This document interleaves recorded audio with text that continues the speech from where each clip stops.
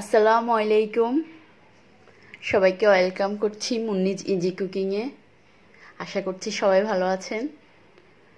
নতুন আরো একটি রেসিপি নিয়ে আপনাদের সামনে আমি আজকে আসলাম। আজকে আমি আপনাদেরকে দেখাবো ছানার রসমালাই। এটা বানাতে খুবই সহজ, খেতে খুবই মজা।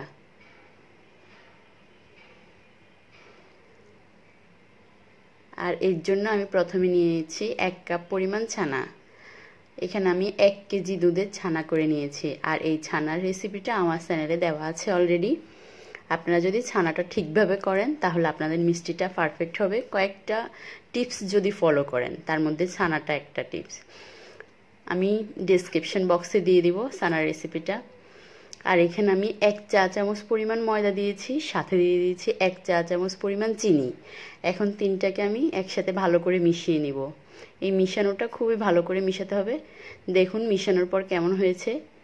ঠিক এরকম একটা প্লেন একটা ভাব আসবে, যাতে ভিতরে কোনো দানা না থাকে। খুবই ভালোভাবে মিশাতে হবে। এরপরে এগুলাকে আমি ছোট ছোট সাইজ করে নিব। আপনি যেই সাইজে বা যেই শেপে আপনি চাচ্ছেন এটাকে, যেই শেপে আপনি রসমলাই পছন্দ করেন, দোকানের কোন শেপটা আপনার ভালো লাগে রসমলাই, সেই শেপটা অনুযায়ী আপনি এটা করতে পারেন, কোনো সমস্যা নেই। তবে আজকে আমি করব গোল গোল করে নিব।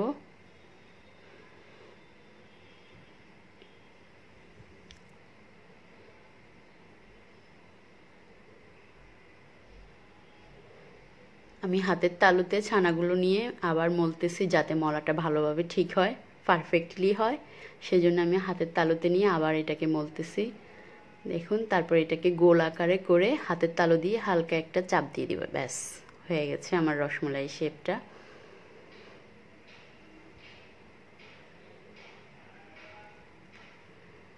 আমার এখানে প্রায় 1 কেজি পরিমাণ রসমলাই হবে। সাইজটা যদি আপনারা আরও একটু ছোট করতে চান তাহলে আরও বেশি দেখা যাবে রসমলাই। এগুলো ফুলে 3 ডবল হয়ে যাবে, ডাবল হবে না শুধু। দেখবেন আপনারা যখন এটাকে আমি শিরায় দিব। এরপরে চুলায় একটি পাতিল বসিয়ে মিডিয়াম আঁচে রেখে আমি এখানে 3 কাপ পরিমাণ পানি দিব, সাথে দিব 1 কাপ পরিমাণ চিনি। আপনার এই মাপটা ঠিক রাখতে হবে, রেগুলার যে চিনিটা আমরা বাসায় খাই সেই চিনিটা। এরপরে 3-4 মিনিট পরে যখন এটা ফুটানোর সময় হয়ে আসবে, পানিটা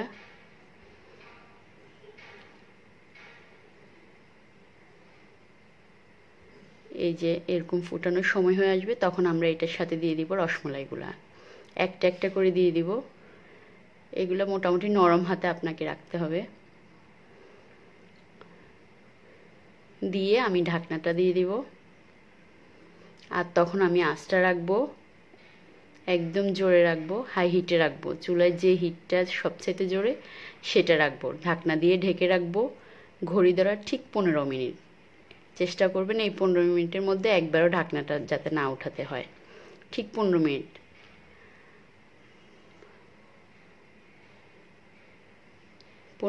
পরে দেখুন কেমন হয়েছে। এরপরে এটাকে আমি আরও 10 মিনিটের মতো করব।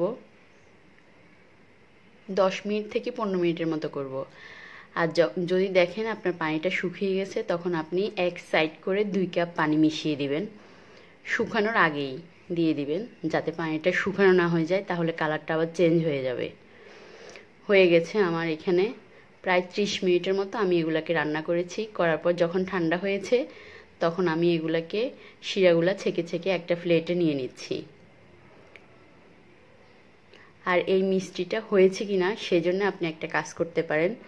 একটা গ্লাসে পানি নেবেন, নর্মাল পানি নিয়ে এটা দিবেন। যখন দেখবেন এটা নিচে ডুবে আছে, তার মানে আপনার মিষ্টিটা হয়ে গেছে।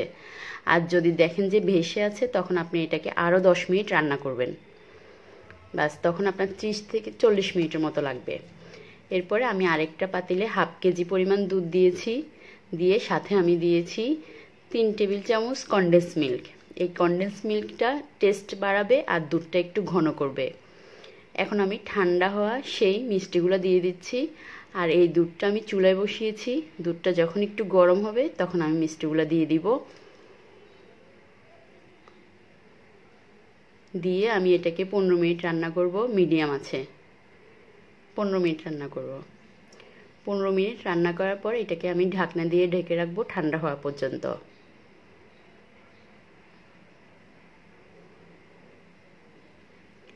হয়ে গেছে আমার মিষ্টিগুলা। তারপরে ঠান্ডা হওয়ার পরে আমি আপনাদেরকে কেটে দেখাচ্ছি কেমন হয়েছে। আর আপনাদের যদি কোনো কিছু জানার থাকে রসমলাই সম্পর্কে তাহলে অবশ্যই আমাকে জানাতে পারেন কমেন্টস বক্সে।